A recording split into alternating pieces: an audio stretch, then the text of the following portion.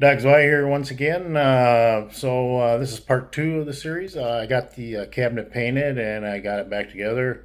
And now doing some wiring, finishing up a lot of stuff here. Um, there's probably going to be at least 4 parts to this series. I'm trying to keep them down around that 20 minutes to 30-minute length. Anyway, if you like what you see here, hit the like and subscribe button. Thanks for watching, and let's get started. So I got it all sanded down after I stripped it all apart and got her painted today, and she's gonna look good. The next few days maybe I'll get started on putting it back together and get the wiring done, start putting cells in, and I'll be getting on the home stretch pretty soon. So anyway, later. So cabinet paint all cured, and I got the shelves all painted and bolted back in there. I got to cut some fiber cement siding to line all those, and got my nipple in there, but I didn't get any plastic bushings, insulating bushings for it yet. But on the back side here, inverters are all on, IMO's on, trough's on, links bus bars on, and right now I'm measuring for my 4-aught battery cable. I already previously measured for my 2-aught. So it took me, I don't know, an hour and a half to get everything hung back on here again. So later. So I'll talk about these shelves here. I don't know if I previously mentioned it or not, but this is 25 inches from here to the wall. The square tubing is 1.25 inches. Your door opening is 26 3/4 from side to side. You can just barely get that in there.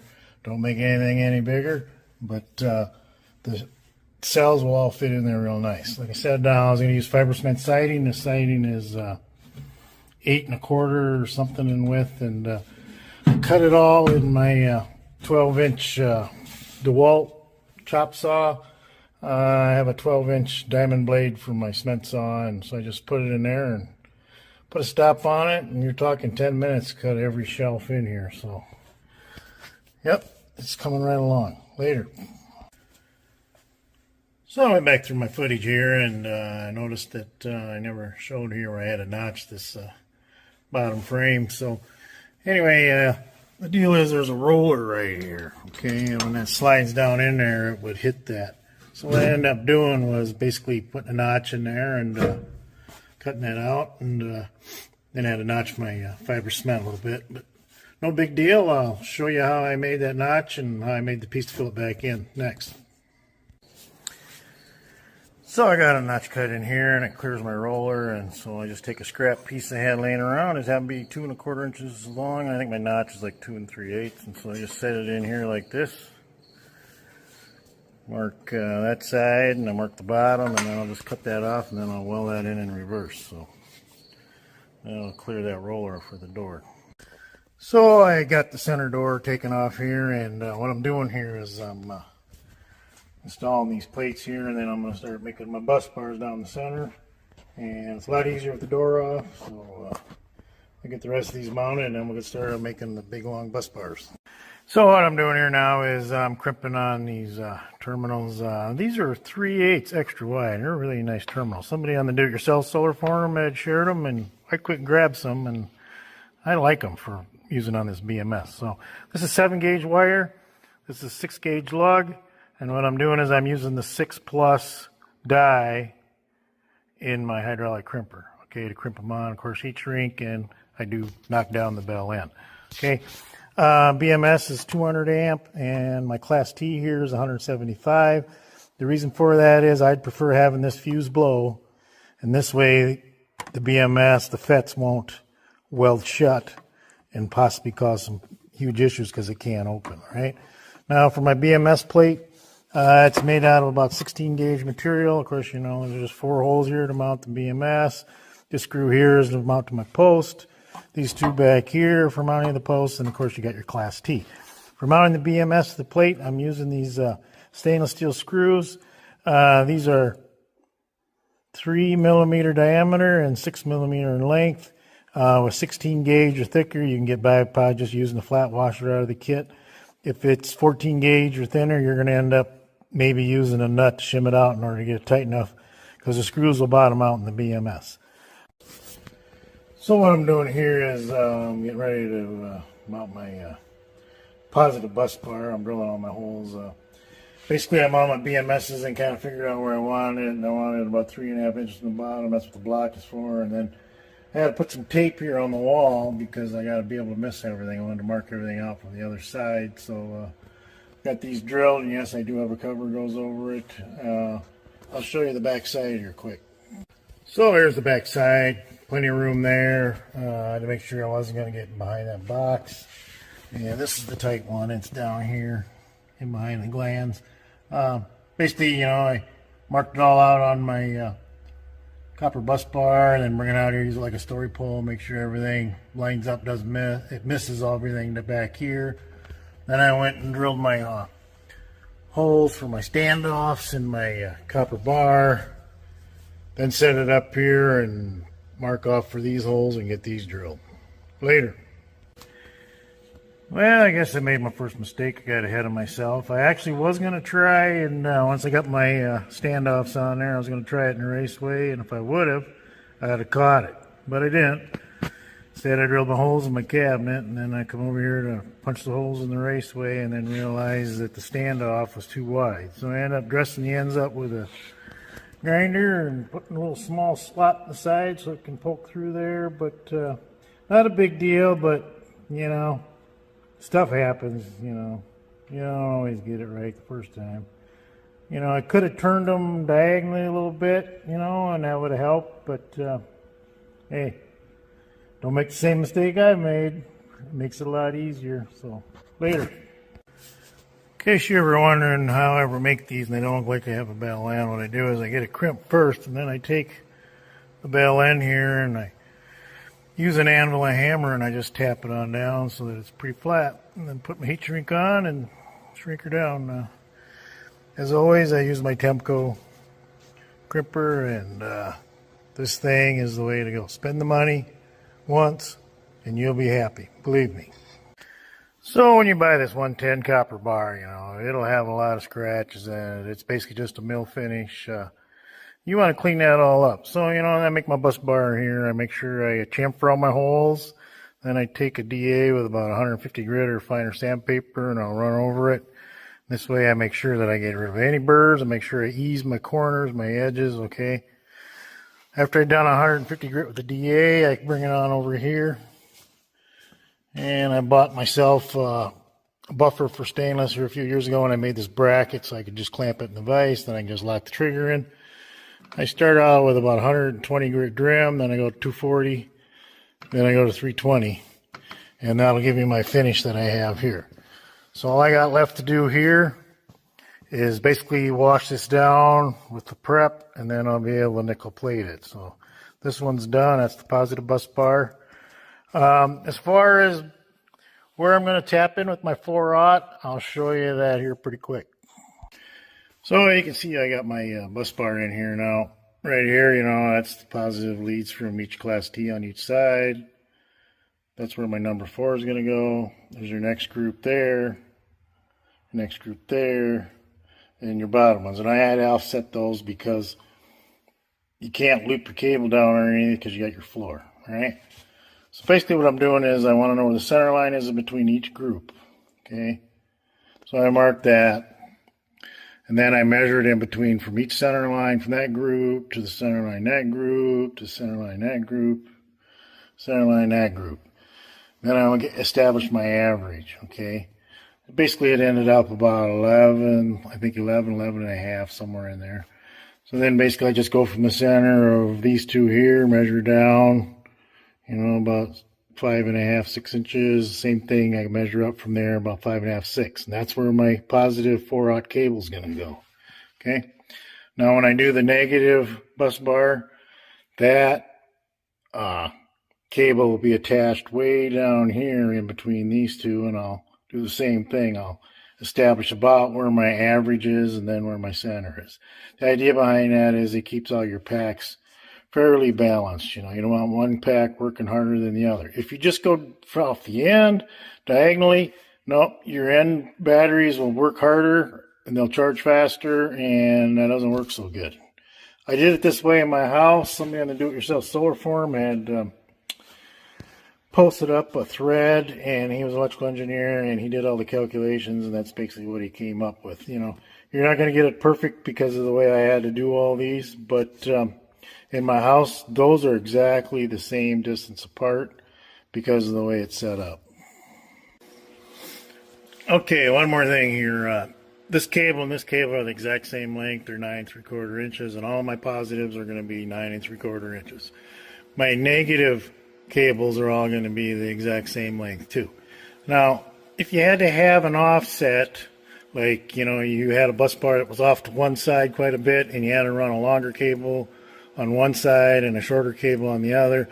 Let's say you had 10 inches on this side, and you had all 5 inches on this side, on your positives. On your negatives, then this side would be 5 inches and this side would be 10 inches. Okay, so your total cable length between positive and negative is 15.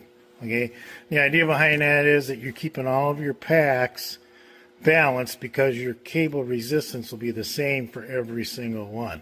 When you hook them to a central bus bar, that's how you do it. They'll all hold within balance and you won't have any issues. So we're going to do some nickel plating here. Basically, what you need to do is make some nickel acetate, and I source nickel rod. I either source it off eBay or I source it off Amazon, and it has to be pure. If you're going to make your nickel acetate and it's any color but this green color, then it's not pure. All right. Basically, how to make it is you use vinegar, a pinch of salt in it. You have one electrode on your positive, one electrode on your negative, and I use my power supply. You let that run a while until it gets that nice green color, okay? So then you have some nickel acetate. After you get done polishing up your bus bars on, I take some Cameo here and I'll scrub it on down with that. Make sure you get any oil, anything else off of there. I don't want any contamination. All right. For plating the long bus bars, I got a piece of 2-inch PVC with a cap glued on the bottom. I'm just using a muffler clamp around it. A piece of angle iron I just had laying around so I can clamp it to this table, and then I got a stainless steel U-bolt to hold my electrode, and I have my positive lead connected there. My negative lead will be hooked to this piece of 10 gauge wire. It's copper wire, and then I'll hang my workpiece on there as I'm going along. But these long pieces I have to raise and lower them up inside this tube in order to get them plated. And I do one half, then I flip them over, and then I do the other half.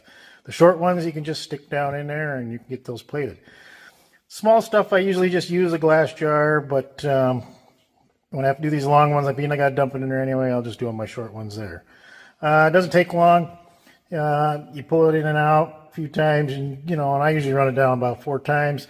Flip your piece over the other way, and I also try to do the sides too, because anything that's in line of sight of your electrode, okay, will get plated that way.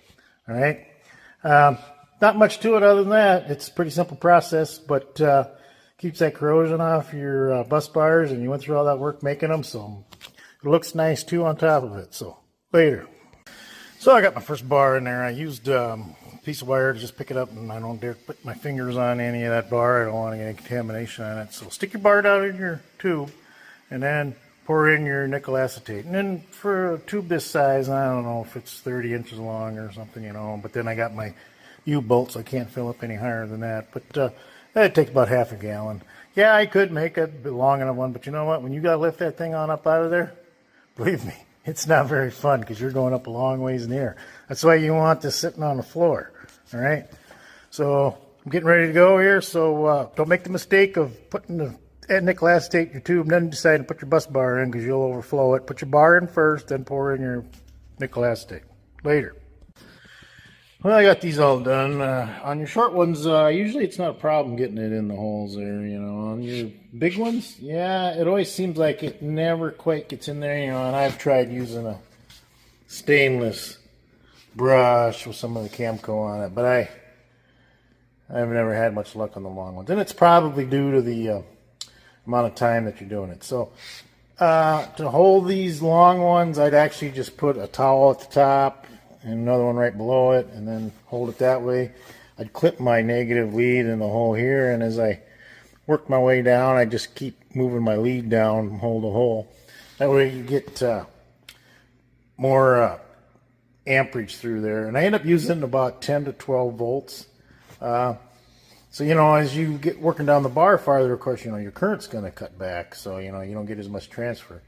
It takes about you must figure an hour per long one. And it takes a while because you got to move it slow and you got to go up and down and turn it to the side and all that. And then you got to flip it for the other end. And if you end up a little light, you know, you end up going back and doing some more. So, and one of the bars I ended up touching the end with my hand, and yep, sure enough, it didn't take any plating, so I had to go back and clean that end up. And you just buff it down with a fine Scotch-Brite pad and clean it back up with some Camco and run her back through and plate her again. So anyway, those are done. I had a bunch of 4 more BMSs ordered here, so I guess today I'm going to be putting BMSs on plates and crimping on terminals and getting these bus bars installed. All my Class T's showed up, so that part will be all done. I got to clean out the cabinet here. I've been doing some drilling in it, so I want to get that all done and clean everything out of here. So anyway, later. I made these 16 bus bars here. These are for my positive and negative battery terminals. This side here, of course, these 2 small holes go to your battery terminal on the negative side, and these 2 holes here are for your BMS. This one here that go to your battery terminal, and then I'll have a 1/0 cable that goes from here to my Class T fuse. As always, I always chamfer all my holes, make sure I deburr everything, and run over with 150 grit sandpaper, run through my buffer just like I did my big ones, and then I nickel plated it.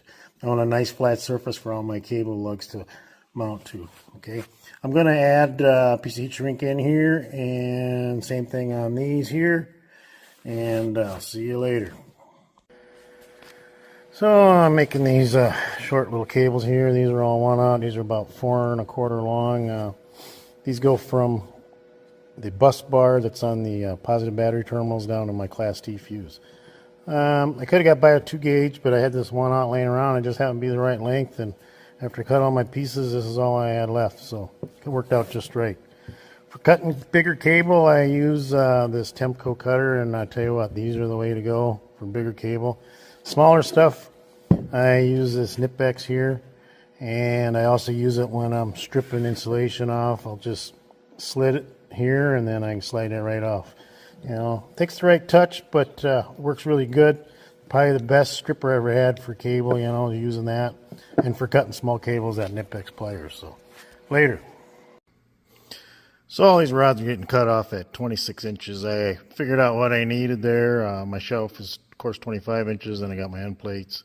And then I need it to stick out for my compression. So, and I mark it off with a magic marker, and then I'm just using a cut-off wheel here to cut it off. And I got a flat wheel in the grinder, and I just dress the end up, and then I run it over the bench grinder. I got a wire wheel in there, and just buff the end up a little bit with the wire wheel, and then I can spin my nuts on real easy. So I improved here on my original design here. Basically what I'm using is 2 nuts. I have one here set to the standard length, and I just run my 1 nut there, and then I hold that nut while I got it in the vise here, tighten this other nut up against it. Okay, and that'll set one end. Yeah, normally I do these standing up, but for demonstration purposes, I'm going to lay it down here. So I got these 2 nuts tightened up. This is schedule 40 half-inch conduit. I cut it all in the radial arm with a stop set, so they're all the same length. But, you know, chops out whatever you need to use. Basically, that nut slides inside of there on that end, and that end, my plate will fit in between there, and I have room for a nut on the outside. I got one of these set, and I just keep setting them all for the same length. The other end, I'm just screwing another nut on here, and it'll fit right up inside there. You're screwed in there till tight. Problem I always had was this nut down here would always want to turn, you know. Well, with it locked in there now, I can just spin that right on down there, slicker than heck. So, yep, just takes a little extra time, nut, but hey, works good. Well, this is the point I'm at now here. I've got my 4/0 cable ran, and I have my positive bus bar in here, getting ready to put the cover on. As you can see, I have all my BMSs and Class T's mounted on all my plates. Okay, I have 1 plate here, and I got a couple cells here, and that was so I could figure out how to make my bus bars. As they come through here, you know, I had to wrap it around the other cable, but where I tie it here, I tied it, and basically what you're using is 2 plastic ties. I don't know if you can see it very well, but basically I use a big one, and then I use a small one in between it, and that just forms 2 loops. I do my air conditioning hoses when I'm custom making hoses on semi tractors and stuff. That's how I tie them anymore. Works great. I'm glad I ever figured that out. I think I ran across it, somebody had done it, and so I decided, hey, that's a good idea, I'm going to use it. So anyway, that part's done. I'm getting ready to put my negative bus bar in and run my negative cable. I won't be hooking any BMSs up here to that bus bar until I get all my cells in. And I get those all wired up for balance leads and everything, and I get them top balanced because I'll charge each one individually. That way I get them top balanced using the 2A active balance and the JK. So, later. So, I almost missed mentioning this. Right here I used to have a nipple in there, and I no longer have it. What I have in there now is I have a chase nipple there, okay? And the reason why is I wanted to put an insulating bushing on each side, and the close nipple, 1.5 inches, wasn't long enough, and well, I was kind of like, well, okay. So, the issue you run into is nothing's ready out of the box, but I figured out to use a chase nipple here, and I'll show you the other side here. And I got a chase nipple on this side, and then I just use a rigid connector here, and basically I just cut it down to the thickness in between here and thread it in each way. I took the chase nipples and just lightly touched them with a flat disc on the end so that way they would screw in tight to the boxes and stuff. So yep, worked really good. Right now I'm running cables, so just want to make sure I caught that before I forgot it. So this is the back side here. I have my Class T's installed. These cables are going to get tied up here yet. I'll get to that later. As you can see, I've got it here on my links bus bar, and behind these then, of course, is your negatives. And yeah, I'll show it from the side, but you get the idea anyway. So I always run them this way because I want to make it so I can put my Class T in here and have enough room before I head up to my inverter. Same thing on this one, see. Other than that, I'm getting ready to run my negative cable, and I'll be done running battery cables. I will be happy because that's been a lot of them. When you see all the little connections here and there, the BMS leads and all that, it's been a lot of cables. So pretty soon I'll be running my wiring for the AC side, and then I'll be doing some conduit on the wall from my panel, and I can hopefully get this thing all wired up and hooked up later.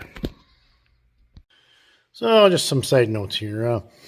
Whenever I put my terminals together here, I always clean both the mating surfaces and the terminal, and I'll use a solvent, and I have some nice white shop towels here I use.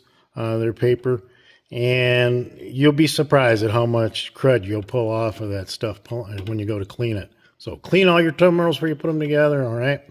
Second of all, on these SRNE inverters, I have these punched out to 1 inch.